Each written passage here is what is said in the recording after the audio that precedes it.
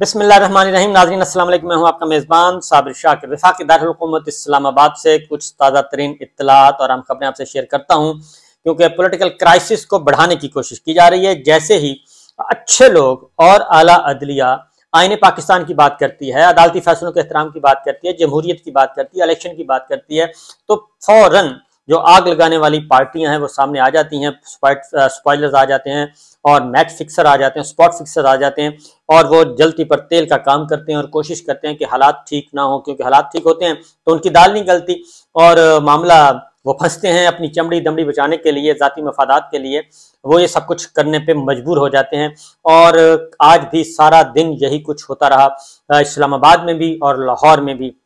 दो जगह पे एक नया मैदान जंग सजाने की कोशिश की गई।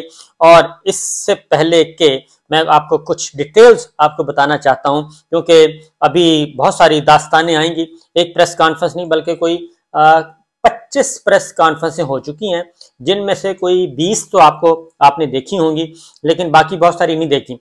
नंबर 1, मीडिया को मुकम्मल तौर पे कदगन थी और जबर था कि आपने नहीं दिखाना। कैमरा मुकम्मल तौर पे एक्टिव हुआ था, इंडिविजुअल फोन किए जा रहे थे कि ये नहीं दिखाना, वो नहीं दिखाना, वो नहीं दिखाना, रैली पर पाबंदी है। हाँ, अलबत्ता वो कह रहे थे ज़मान पार्क की चीज़ें ज़रूर दिखानी है, जो जो हम बताएं वो ज़रूर दिखानी है। ज़मान पार्क दिखाया गया और उसमें खोदा पहाड़ निकला चूहा भी नहीं, और एक बहुत बड़ा स्क्रिप्ट जो तैयार किया हुआ था वो पिट गया। और वो इसलिए पिटा कि वहां पे मीडिया मौजूद था और मीडिया भी अपने तरीके से उसकी कवरेज कर रहा था।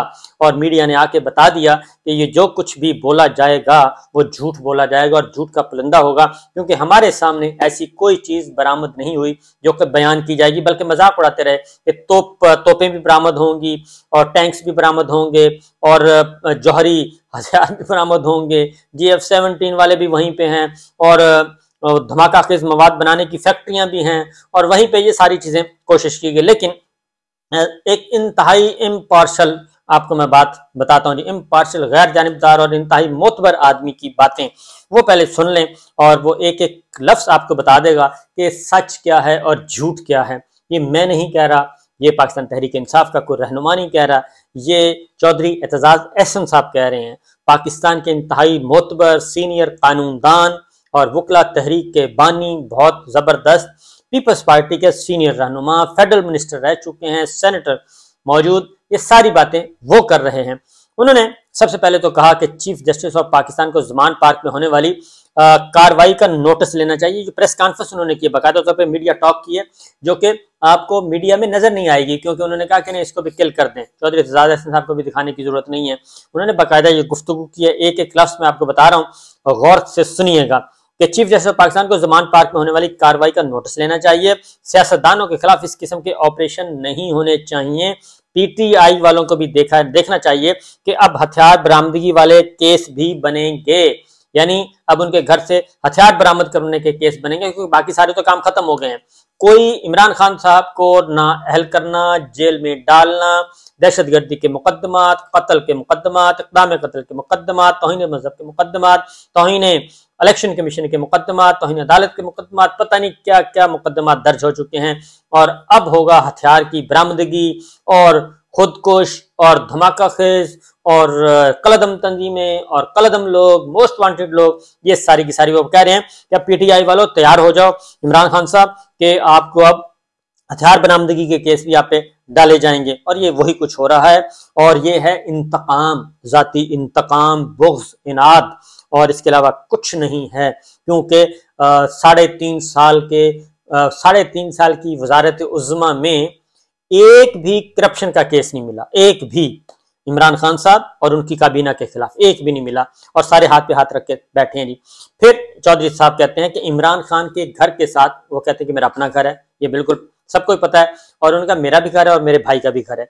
और पुलिस ने हमारा गेट, यानी कि चौधरी एतजाज अहसन साहब का गेट तोड़ा और पुलिस ने वहां मोर्चा बनाया हुआ था। पुलिस ने वहां पे मोर्चा बना हुआ था, यानी कि चौधरी एतजाज अहसन के घर गए और वहां पे मोर्चा बनाया। और पुलिस तो ज़मान पार्क आई ही हमला करने के लिए थी, ये चौधरी साहब के अल्फाज हैं, मैं कोई तब्दीली नहीं कर रहा हूं। उन्होंने कहा कि पुलिस जो है वो ज़मान पार्क आई थी हमला करने के लिए। पुलिस ने पत्थर रखे हुए थे, मोर्चे बनाए हुए थे और मोर्चे बना लिए थे।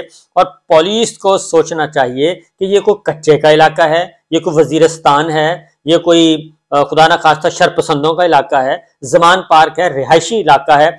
और यहाँ पे सीनियर पुलिस अफसरों को भी उन्होंने कहा कि सोचना चाहिए कि ये रिहायशी इलाका है और यहाँ पे शरीफ लोग रहते हैं। पूरे जमान पार्क में वो कहते हैं आंसू गैस फैली हुई है और मेरे घर पर भी हमला हुआ। चौधरी इत्तेजाज अहमद साहब कह रहे हैं कि मेरे घर पर भी हमला हुआ और पुलिस बगैर इजाजत के दाखिल हुई, क्योंकि कह रहे हैं ना सर्च वारंट। ये सर्च वारंट की कहानी भी मैं आपको सुनाऊंगा कि ये कहां से बरामद हुई, सर्च वारंट की कहानी और कब से कैसे, ये पूरी की पूरी एक स्टोरी है। तो मेरे घर पर भी वो कहते हैं हमला हुआ और पुलिस बगैर इजाजत उनके घर में दाखिल हुई, चौधरी इत्तेजाज अहमद साहब के घर में। और इमरान खान की वकला की टीम अच्छी है, अदालती जंग जीत रही है और जमान, यानी कि यही तो असल मसला है। तो वो कहते हैं कि अदालती जंग वो जीत रहे हैं और अपने आप को कानून के हवाले भी कर रहे हैं और अदालतों में वो जाते हैं और जाके वहां पे अपना मुकदमा पेश करते हैं। यही मसला है असल में। अदलिया से भी इसीलिए तकलीफ है कि जमान पार्क में जो पुलिस ने किया, वो कानून की सरीहन खिलाफ वर्जी है। पुलिस कह रही है सर्च वारंट है, सर्च वारंट तो इमरान खान के घर का था, मेरे घर क्यों घुसे? चौधरी साहब पूछ रहे हैं कि क्रेन से मेरे घर की ग्रिल भी तोड़ी गई, मेरे घर पर भी हमला किया गया और मैं अदालत में जाऊंगा। ये चौधरी इत्तेजाज अहमद साहब, ये देखें कि क्रेनें गई, बुलडोजर गए, पता नहीं क्या क्या करने के लिए गए। तो ये वो बता रहे हैं कि मेरे घर की खिड़कियां तोड़ी गई, मेरे घर के दरवाजे तोड़े गए, मेरे घर में लोग घुसे। सर्च वारंट तो थे इमरान खान साहब के, मेरे घर में क्या लेने आए थे? और फिर 4 SSP 400 पुलिस एहलकारों के साथ आए थे। ये इतनी बड़ी फोर्स लेके वो गए थे। PTI को अदालत जाना चाहिए कि पुलिस कैसे क्रेनों के साथ आई। जमान पार्क रिहायशी इलाका है, यहाँ दूसरे लोग भी रहते हैं। क्या जमान पार्क में रहमान डकैत जैसे लोग रहते हैं जो ऐसी कार्रवाइयां की गई? और रहमान डकैत आपको पता है कि वहां पे होता है कराची। तो चीफ जस्टिस को जमान पार्क में होने वाली कार्रवाई का नोटिस लेना चाहिए। सियासतदानों के खिलाफ इस किस्म के ऑपरेशन नहीं होने चाहिए और PTI वालों को भी देखना चाहिए कि अब लोग हथियार बरामदगी वाले केस भी बनाएंगे। सियासत में कोई भी एलिमिनेट नहीं होता, यानी ये जो कोशिश की जा रही है, चौधरी साहब उसी तरफ इशारा कर रहे हैं। असल मामला क्या, इमरान खान साहब को एलिमिनेट करना है, उनको माइनस करना है बाय हुक और क्रुक। ये तयशुदा भी फैसला कर लिया, इस फैसले पर अमल कर रहे हैं। ये फैसले में रुकावटें हैं। रुकावटें कौन है? रुकावटें आईने पाकिस्तान है, अदालतें हैं, सिस्टम है, जमहूरियत है, पार्लिमान है। ये सब रुकावटें बने हुए हैं और हमारा एक निज़ाम इंसाफ भी है। यही असल इशू है कि एलिमिनेट करना चाह रहे हैं। तो चौधरी साहब कहते हैं कि सियासत में कोई भी एलिमिनेट नहीं होता और किसी को भी माइनस नहीं किया जा सकता, किसी को मार के भी वो एलिमिनेट नहीं होता। मरियम नवाज की सोच खाम है और सियासत में कोई खत्म नहीं होता, क्योंकि यही बात ज़ल्म खलीलजाद ने भी कही है, साबिक अमरीकी सफीर ने। उन्होंने भी कहा है कि ये सियासतदानों को एग्जीक्यूट करना, रहनुमाओं को, और उनको जेलों में डालना और उनको कत्ल करना, ये किस्सा पारीना है, ये माजी का किस्सा है, असर हाजिर के किस्से ये नहीं है। और अगर इमरान खान को आपने बहरान गिरफ्तार भी किया तब भी क्राइसिस बढ़ेगा। यही बात चौधरी साहब कह रहे हैं कि मरियम साहिबा की सोच खाम सोच है और वो अगर ये काम करेंगे तो गलती में होंगे। इसलिए सियासत में कोई खत्म नहीं होता। नवाज शरीफ साहब खत्म नहीं हुए, मरियम साहिबा खत्म नहीं हुई और भुट्टो साहब खत्म नहीं हुए, मोहतरमा बेनजीर भुट्टो खत्म नहीं हुई, तो ये कैसे खत्म हो सकते हैं? ANP खत्म नहीं हुई, अकबर बुगटी खत्म नहीं हुए। अकबर बुगटी साहब के बाद अब उनके जो हैं पोते वो असेंबलियों में मौजूद हैं, वो कैबिनेट में मौजूद हैं। तो जनाब ऐसा होता नहीं है। मरियम नवाज की सोच, शहीद भुट्टो को फांसी दे दी गई लेकिन फिर भी उन्हें खत्म नहीं किया जा सका। ये चौधरी इत्तेजाज साहब वही बात कह रहे हैं कि बीबी को शहीद कर दिया गया लेकिन वो आज भी अपनी पार्टी, उनकी पार्टी सिंध में हुकूमत कर रही है और सेनेट में उनकी नुमाइंदगी है हर जगह पे, सिंध में भी और आगे भी वो बढ़ेंगे।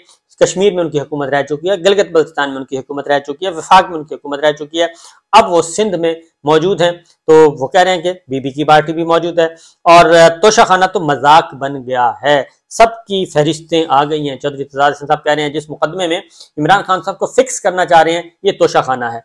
अब तोशाखाना भी हवा में उड़ता जा रहा है और वो इसलिए उड़ता जा रहा है कि सारी की सारी डिटेल्स आ गई हैं। यही असल मसला है कि इनको सियासी मौत एक बार फिर नजर आ रही है और सियासी जमातों के कायद के खिलाफ इस किस्म का ऑपरेशन हम सबको सोचना चाहिए। सियासत में सबको लेवल प्लेइंग फील्ड मिलनी चाहिए और इमरान खान को तो वैसे भी किसी और केस में गिरफ्तार करेंगे।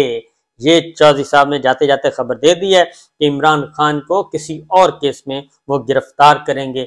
हुआ यही है, असल प्लान जो था कि कल अगर Lahore high court justice Tariq Salim Sheikh और जस्टिस फारूक हैदर साहब की अदालत थी और वहां पे जब उन्होंने पूछा, अदालत ने हुक्म दिया कि बताएं इमरान खान साहब के खिलाफ कितने मुकदमात हैं, तो वो मुकदमात निकल आए 94, 82 नहीं 94 मुकदमात निकल आए। अभी सेंचुरी मुकम्मल हो जाएगी। उसके बाद उन्होंने फिर कोर्ट ऑर्डर ये था, 9 मुकदमात उनके सामने थे। उसके बाद कोर्ट ने कहा कि इनको किसी भी मुकदमे में कोई तादीबी कार्रवाई नहीं की जाएगी मंगल तक, और सारा रिकॉर्ड मुल्क भर से जो रिकॉर्ड है वो पेश करें लाहौर हाई कोर्ट में कि इमरान खान साहब के खिलाफ किस सूबे में कितने मुकदमात हैं।